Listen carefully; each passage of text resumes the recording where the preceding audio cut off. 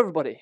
So, for a long time I have reviewed movies featuring autistic characters and spoke about how much they've got wrong, and I've only ever reviewed 2 documentaries that feature actual autistic people.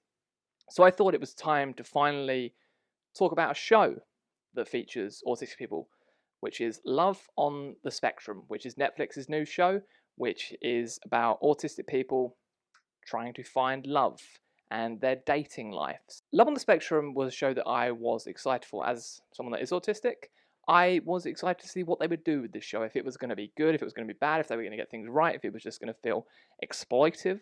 Wasn't excited for that, I'm just saying.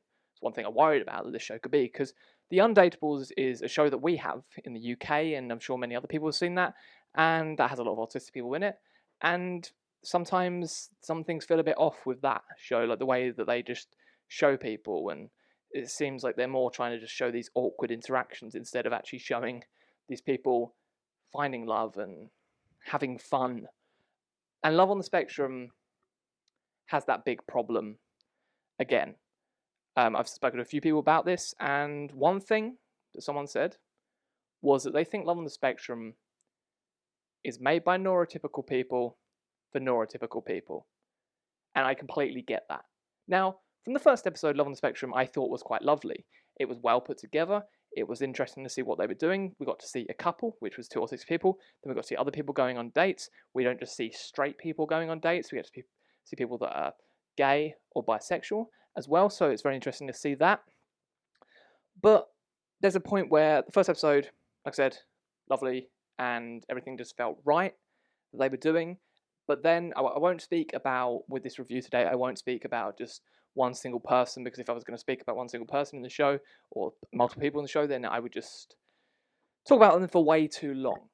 So I wanted to speak about just a few things that the show does. Now, I will say about one person. In the first episode, so we do meet Michael, and then when the second episode starts, we get to see him go on a date, but it's a very formal date, and this whole situation just feels really horrible and awkward, and I could see myself in that situation. I know it's a situation I've been on before. I know I've gone on a date before, and it's been really, really awkward, the conversation, because I haven't ever gone on a date with another autistic person.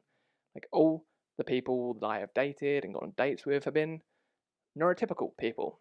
And this show just puts every single person with another autistic person.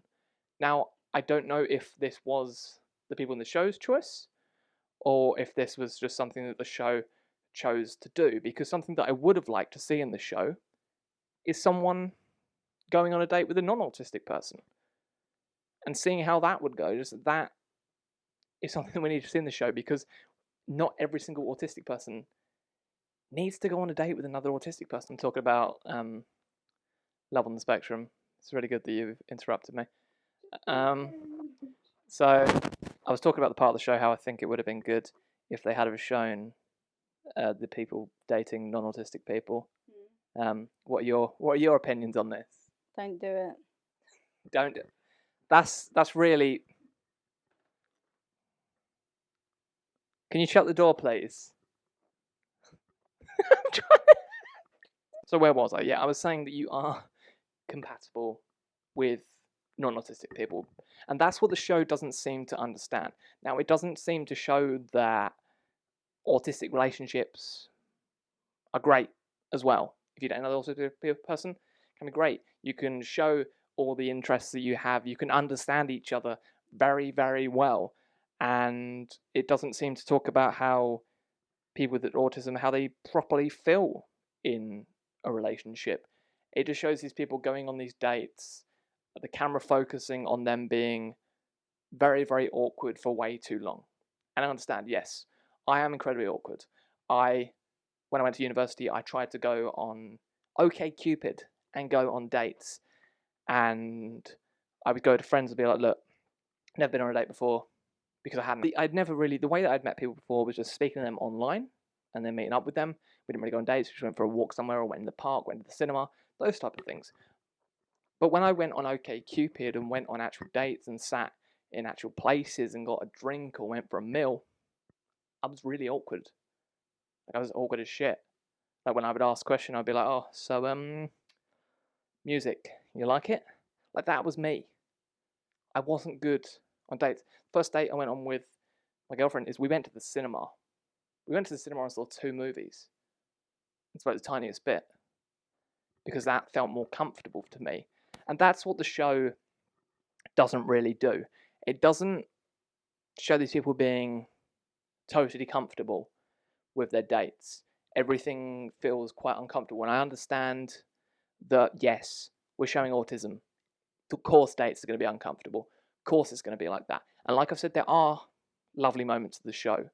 There are some very, very lovely moments of the show. There are proposals.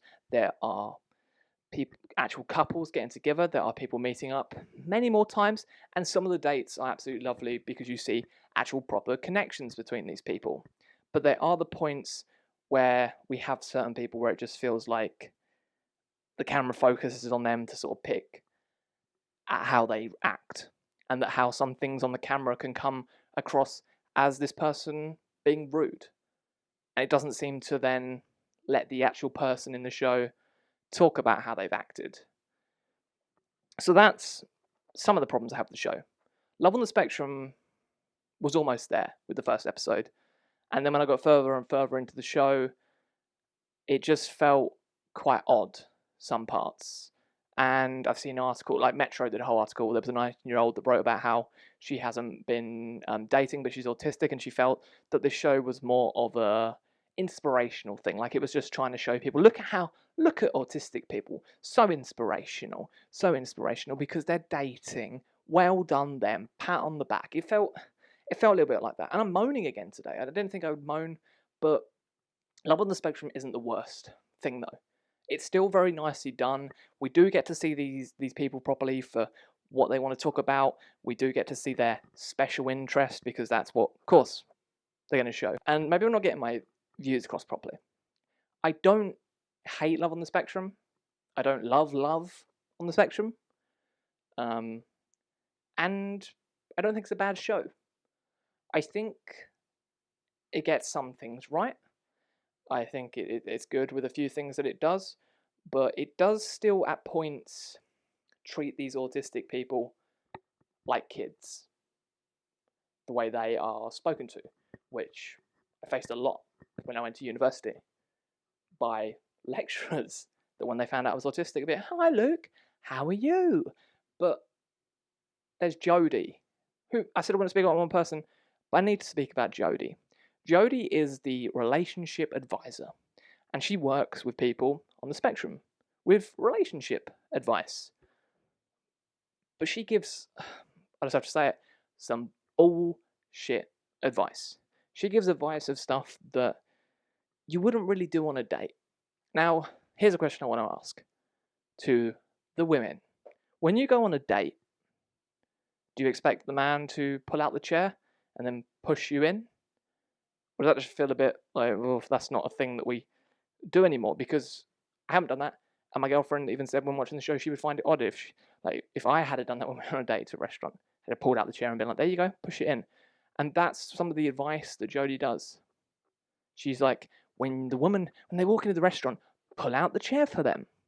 And then we get this whole thing of Kelvin, said I wouldn't name people, said I wouldn't talk about one person, but Kelvin is like, here's your chair. And they keep on repeating because he doesn't understand it properly. He doesn't understand that you have to get up, put out the chair, and it's sort of this awkwardness showing there. But she just gives really weird advice. She does some colouring and things and draws people and is like, how would you speak to this woman? What would you say to her? Well done! Like, that is the speech. That is the way that she speaks. And when she's on camera, she's like, I learn so much about people on the spectrum. But it just feels condescending. Like, she's giving a relationship advice, but so much of it doesn't feel right. It doesn't feel right the way. Like, she gives the whole, ask them about what they do, what are their hobbies. Like, that's good things to ask, but not pull out the chair, is this sort of stuff, and speak to them like the kids. Like, Kelvin is 18 in the show, and she speaks to him like she's speaking to a child of, spell this word out for me. Oh, can you do some handwriting? It's like, that's the sort of, you don't do that speech. Come on, if you're someone that is a specialist and you work with people on the spectrum all the time, you must know by now, don't speak to I was like, we're kids. Like I had that too much, and that's just one thing that bothers me about it. I don't think Jodie, the relationship specialist, is is the best, because she sort of almost is like, when you go on a date, don't be yourself, act a completely different way, and it's weird. If someone wants to properly talk about those things and their hobbies, then just fucking go for it. If the person doesn't like it for you and your hobbies, then fuck them. Love on the Spectrum gets a 3 out of 5 for me, because I don't think it's a terrible show. I still think it's worth checking out. If you're someone that is autistic, I think you might still find some good things about this. Neurotypical people don't think this is like the best show to watch. If you're going to watch anything to learn more and show autistic people for who they are, watch the documentary Asperger's Are Us, which is on Netflix as well. One thing that bothered me with the show, and I've seen it a lot, is parents in shows. It hurts me a little bit when I hear parents saying that they were devastated when they found out their child was autistic. Like that hurts me, but I guess it's just what parents don't really know what to say. They think that there's going to be problems with their kid for life and that.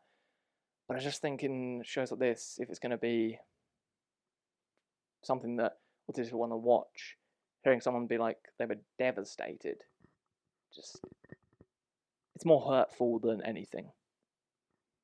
And that's just my closing remark. Because I will be doing a review on the Speed Cubers next. If anyone wants to see that review, if you do want me to review that, please say. But that is all from me today. Just babbling, going all over the place. But I just wanted to talk about Love on the Spectrum. I still think it's worth checking out. Still got some good stuff, still some lovely moments, but it is a bit odd at times the way the makers have chosen to do certain things. So that is all for today. If you have enjoyed this review, please give it a like. If you're not subscribed to me, please subscribe, and I will see you all again very, very soon. Goodbye.